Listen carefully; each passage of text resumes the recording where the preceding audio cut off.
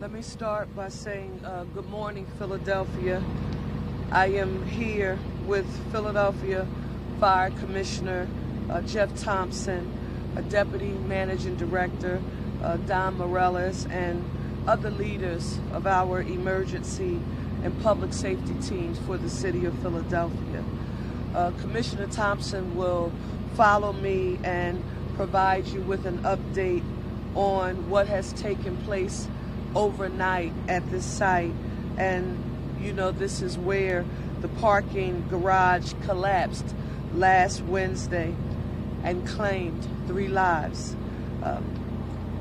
When this tragedy first occurred, I promised the people of Philadelphia and the families of these individuals that I would not rest and that my administration would not pause until we safely recovered the 2 people who were missing and presumed deceased since this tragedy occurred.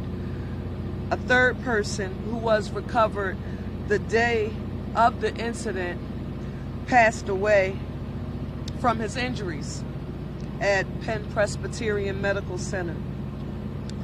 Today, I can formally and officially report that thanks to the tireless efforts of our Philadelphia Fire Department Special Operations Command, our Office of Emergency Management, our police department, and all of our public safety stakeholders, we have recovered both individuals from the garage site here in Grays Ferry.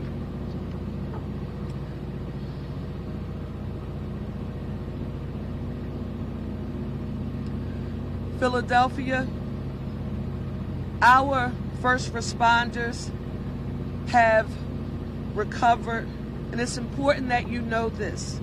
They have recovered both individuals with the utmost dignity and compassion and respect for their families and loved ones.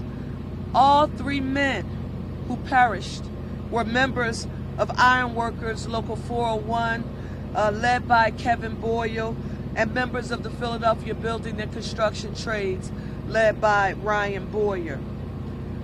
Our Department of Public Health and the Medical Examiner's Office will now follow standard protocols of identification, determining the cause and manner of death, and notification of next of kin before the city of Philadelphia proper publicly discloses the identities of these individuals.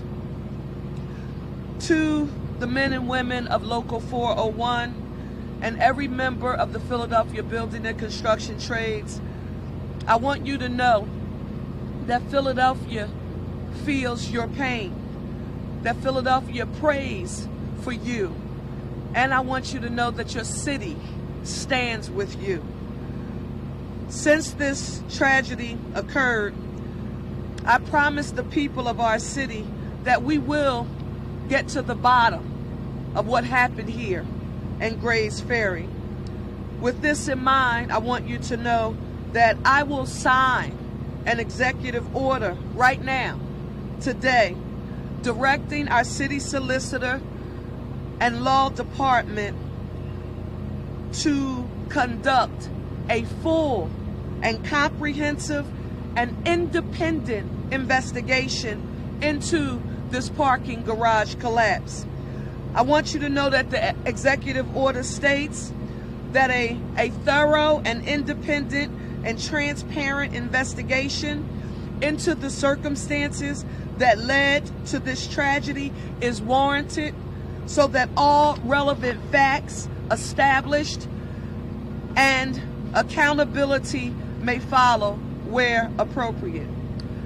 It also states that the city of Philadelphia has a compelling interest in ensuring that all buildings and structures within its jurisdiction are constructed, maintained, and inspected in compliance with applicable laws and regulations to protect the safety and welfare of the public. I am directing City Solicitor Garcia and the Law Department to contract with a consultant and all of the necessary experts to conduct this investigation. The Law Department will be in regular contact with me throughout this process. They will also provide me with a final report of their investigatory findings, and I will get that report within 180 days. Once I have received that final report, we will establish a special independent committee on the Grays Ferry garage parking collapse to review the findings and all of the details associated with what occurred during this tragedy. I want you to know you're going to have the executive order available for public view this afternoon. We're going to make sure that it is posted on social media so that all Philadelphians can read it. In closing, I want you to know that this tragedy has caused significant disruption here in Grays Ferry, including business closures and other neighborhood concerns. Yesterday, along with our council president and our appropriations chairman, we spent yesterday canvassing blocks, walking streets, going door to door near this site, talking to neighbors and listening to them, as well as distributing some very important goods and access to services that people were interested in receiving because this community has experienced trauma. I want you to know that we won't be deterred from delivering on our promise. Philadelphia, I commit to you that we're going to find out what happened here. And we're going to ensure that we cross every T and we dot every I and we get to the bottom of this. I want you to know that we should continue to keep the families and all of the loved ones in prayers. And we want God to bless the 3 souls and everyone who has been impacted by this tragedy. I now want to turn it over to our Fire Commissioner Thompson.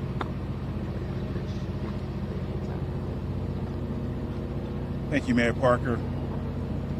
Early this morning, Philadelphia Fire Department, working with many other agencies, was able to recover the 2 bodies of the missing souls, the ironworkers.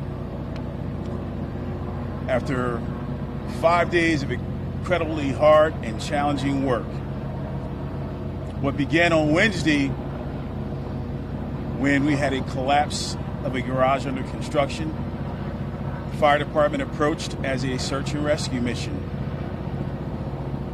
My members ran into that building and with the intent of rescuing anyone that might be in there. And although we did rescue one person, they did succumb to their injuries. After some time, unfortunately, we realized that that search and rescue mission had become a recovery mission. There were many challenges associated with effecting that rescue. The main challenge being to make the site safe, which required demolition of what was remaining of that structure.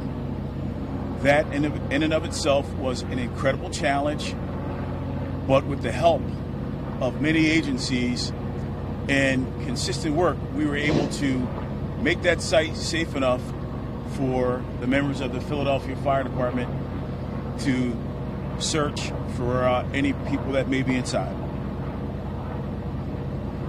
Again, I want to say that this was a true collaborative effort where we had federal, state, and local partners that all came together to get this done, and we could not have gotten that done without all of those people working together. This rescue This recovery was extremely challenging, but once we got there, the important thing that really helped us was the fact that here in the city of Philadelphia, we have technical specialists, technical rescue specialists that were trained specifically for this task. They have the right training and the right equipment to get the job done. We in Philadelphia, we are extremely fortunate to have such highly trained personnel. After 5 days of work, early this morning, we were able to recover those 2 missing people and return them to their families with dignity in hopes that we can help with them and beginning the healing process. We want to thank everyone for their support that they showed throughout this challenging and difficult time.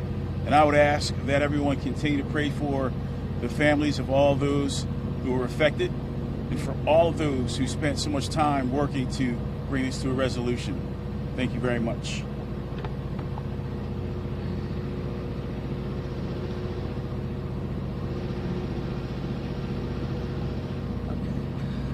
With that being said, we'll take any questions. Yes. Commissioner, can you just talk a little bit about the search process overnight? You mentioned that specialized equipment. Can you just go over a little bit about that? Yeah, absolutely. So we had a pretty good idea of where the missing people were. So we had a great place to start. Once we began, once we demolished the building, we had to first clear the work area of the major components of the building, the larger components of concrete. Once we got down to where we had a pretty good idea where the people were, and that was the stairwell. That was a unique architectural feature. So once we got to the stairwell, we literally had our tech rescue folks get in there and use tools of varying types to locate the people. We had to de-layer. We had to take it apart piece by piece.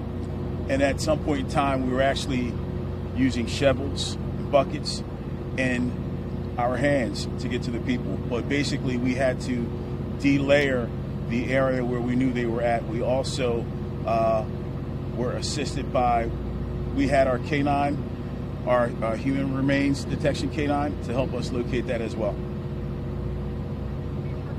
Tell us a little bit about how the city investigation will differ from the OSHA investigation. Like, what different perspectives are you looking for? One, I will again ensure that the executive order is posted and readily available. This, in essence, will be our investigation will be a forensic investigation whereupon our city solicitor gathers all of the facts associated with this tragedy and make sure that she reports those findings, and then we will use those findings with that independent investigatory committee that will be an intergovernmental committee. Thank you, Commissioner Thompson, for affirming that. I'm talking about our federal, state, and local government partners. Everyone will have a seat at the table, and we will get to the bottom of how this occurred in our city and do everything that we possibly can to ensure that we make public health and safety our #1 priority. Throughout this, we saw that there were iron workers that were here. We saw that there was a special moment that you guys allowed them to be able to go back there before the ambulances took off. Why was it so important to you guys to make sure that they got that proper closure, that proper goodbye? Let me just say that the first day that this happened, I remember lots of people very specifically asking, why can't you just demolish it?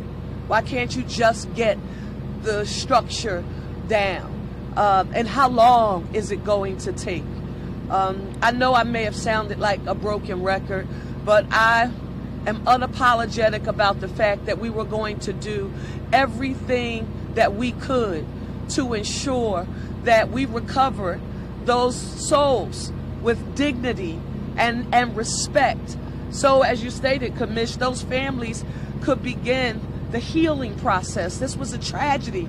You know, our city, this neighborhood, those families, that union, the 401, the building trades. This is a tragedy. And it was very important to us that in every action associated with reclaiming those souls here at this site, that we were going to do it with dignity.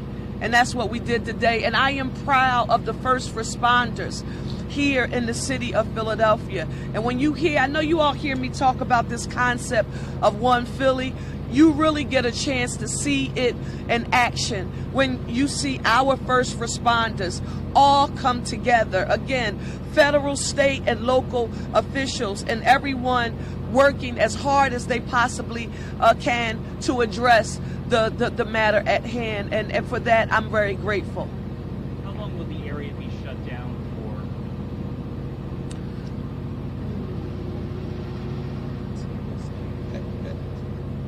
As far as how long the area will be shut down for, I can talk about the process that we still have to go through. First and foremost, this is still a very active site. There are still hazards present. We are standing in an area that is not available to public access right now. And so we need to make sure to address those hazards. There's also elements over there for the sake of the city's own investigation, the OSHA investigation, and other means that need to be preserved, need to be documented, and some that need to be moved off site in a very coordinated way. And so that is going to take time and process as well. Our objective is to shrink this back into the original footprint as quickly as we can, to frankly give back the commercial space here, the parking space, get the businesses back, but that will take some time. Our responders have worked all night, and our fresh crews start to come in over the next several hours, and their job will be then the next phase of this recovery, which is the infrastructure recovery. It will be getting back into that footprint, cleaning the street, fixing some of the infrastructure. You may have noticed one of the power poles was involved. It was de-energized because that was one of our planning factors, but it was involved nonetheless and will require repair. And we still have to do some of those damage assessments, and it is our priority to get the community back as quickly as we can, but to do it safely and to return it in a way that we all have a high expectation, and the mayor's high expectation, to return it back that way. And so there's not a timeline on it, but it is now the priority now that we have recovered these ironworkers. And I know you all did air quality testing. Has those results come back? No red flags. Yeah, no red flags. They'll be back today. And the results should be posted at phila.gov on the city's blog, where you can learn more about the air management process. As a matter of fact, you can see the citywide air monitors, which there's one not too far from here that's installed around the clock, and you can get those air quality alerts anytime that you want to go to the Department of Public Health's website. But again, throughout this process, our safety perimeters, all the work stayed within those. And so no community impact from a health and safety standpoint, which we are very proud of. That was one of our objectives. You heard us about being meticulous and about being intentional for safety, so that no additional loss of life or injury would occur. And we're very proud to have met that objective this far. Thank you all so very much. We will again post the executive order on our website, and we will give you an update, and we'll probably get together sometime later in the week if there is any additional information outside of the executive order that we need to report. But I want you to know that we will be empowering the tool of transparency here, and that is the purpose of ensuring that our investigation begins immediately. Thank you all so very much for your time, and keep the families in prayer that have been impacted. Thank you.